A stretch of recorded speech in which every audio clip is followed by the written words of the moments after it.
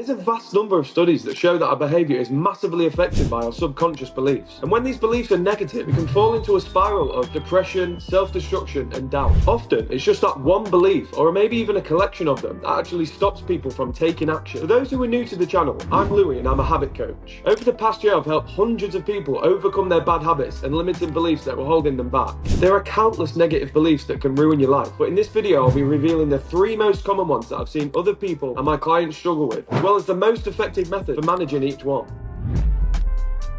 Everything has to be perfect or else I'm a failure. This belief is so common and actually the easiest way to sabotage all areas of your life without you even realising. Whilst it can be good to be critical of your own work and think before you act, over-perfection can be a deadly spiral that will result in you constantly thinking things aren't good enough. As well as this, it can mean that you over-prepare and work meticulously on small things that don't even matter, meaning that you fall behind others in the process. From a young age, we've actually been conditioned to believe that perfection is the only acceptable standard. Just think about it. From preschool all the way to high school, our ability levels are judged by tests and exams, with students largely being ignored unless they get the top marks in class. This constant conditioning as young adults is fed into that belief that anything below top marks or perfection simply will not do. One of the biggest setbacks about over-perfection is that it can cause analysis paralysis. When you're looking at your work through the lens of perfection, you tend to over-analyze everything to the extent that it becomes overwhelming and you get nothing helpful actually done. You think everything is bad about your work and therefore you don't know where to start. Whereas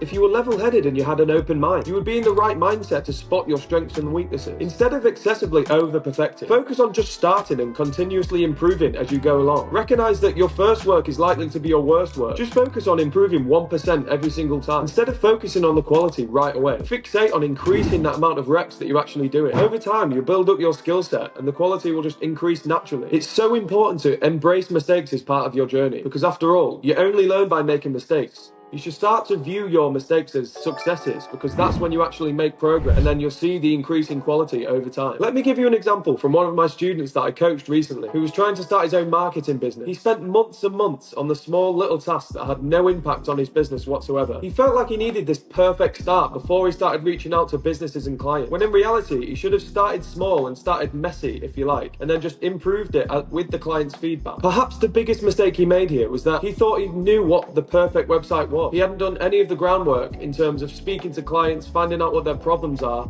and then integrating this into his own business. He just thought he knew it all straight away and started perfecting one of the little tasks that had no effect on his business whatsoever. So one analogy that I really like and describes perfectly what I teach to my students is the creative pipeline. So if you imagine this pipeline as your own creative flow, then you can apply this idea to your own work in the sense that what you put out initially is probably going to be trash or not likely your best work. But it's important to understand that this is a necessary part of the process in getting to your best work. This highlights the importance of putting out something rather than that perfect thing. Moving on to the second belief, which is, it's too late for me. You'd be really surprised how many times I've heard the sentence from 30, 20, and even 18-year-olds. Unfortunately, the way our brains work means that we often underestimate how much time we actually have left. Not only that, social media gives us access to billions of people around the world, meaning that we naturally compare ourselves against the top 1% of people which we see on the internet. And that gives us the sense that our goals are way too out of reach and not meant for us, which is completely untrue. Believing it's too late is yet another belief that's instilled into us from young. The old-fashioned views of society show you that you need to do the same thing throughout your whole life. For example, pick one career and don't deviate from it, or else you're a failure. As well as this, society tells us that we're failures if we haven't done certain things by certain ages. For example, leaving home, getting married, or having kids. There seems to be an expiry date in all those things, which make us believe that it's too late to try new things. As well as that, we also really underestimate how much time we actually have left. For example, the average lifespan in the US is 72. So even as a 40-year-old, you have 32 years left to try new things and experience different stuff. The only way it actually would be too late for you is if you put off doing things because you think you've got no time left. So you can see how this belief would feed into a natural vicious cycle of just wasting time and watching time slip away. Another reason why the mind actually refuses to take action is because of being overwhelmed at the amount of action that actually needs to be done, which is completely normal. One quote that I really like from Martin Luther King is that you don't have to see the whole staircase, just take the first step. Meaning that if you just take the best next step you can think of, then everything will probably just fall right into place as you start to build some momentum momentum towards your target. The first step to overcoming this belief is recognizing that it's truly never too late. You can literally transform your life in just a few months with the right framework and attitude. Instead of living in fear of time, use it to your advantage. Let it spur you on and encourage you to live every single day like it's your last. Don't waste time on little things that you don't care about and what don't bring you joy. Fill every day up to the brim. Also, recognize that social media is showing you a distorted reality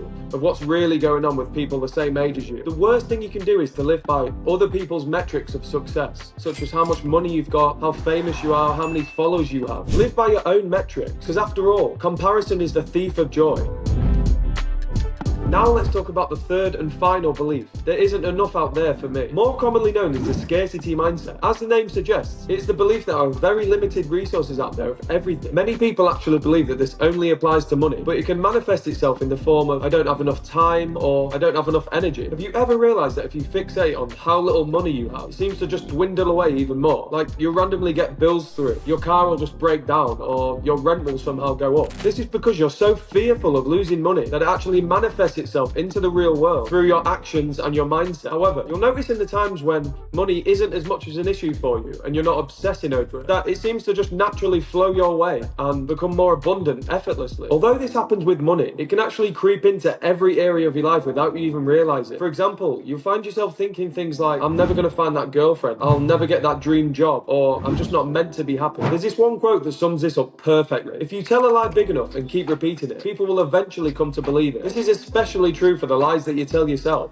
So you can see why it's so important to have proper and healthy beliefs in place, seeing as though your beliefs turn into thoughts and thoughts are what fuel your action. There are a few reasons why we hold on to this belief. For example, our parents lived in a different generation where money was hard to come by and resources in the world were actually scarce. This cemented this belief into their minds and planted the seed into ours. But the world has changed. Things are more abundant than ever, and internalizing this will completely change your life and change how you take action forever. Because you see, if you really want to make positive change in your life, then you must take action from a state of abundance rather than scarcity. For example, you may actually come across a lot of opportunities daily, but you find it hard to believe because you don't realize that there's any other path rather than going to university and working a normal job, because you think in terms of scarcity of opportunity. Realistically, you can become a product of your own environment, and this can either work in your favor or against you. For example, if you've never experienced or seen money flow in abundance, then you're just simply not going to believe that this is possible for you. The order goes like this: experience, belief,